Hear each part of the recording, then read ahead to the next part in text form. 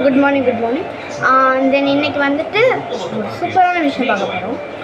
யார் யார் பேக்கில் என்னென்ன இருக்குது, யார் யார் என்னென்ன வச்சுருக்கா இதெல்லாம் பார்ப்போம். அண்ட் தென் யார் யார் பேரண்ட்டாக கால் பண்ணி வர சொன்னால் யார் யாரெல்லாம் நேராக பிரின்சிபல்கிட்ட அனுப்பலான்னு பார்ப்போம். Good bag, first bag, then இந்த pink with ash colour bag, ரெண்டு ஜிப்பு.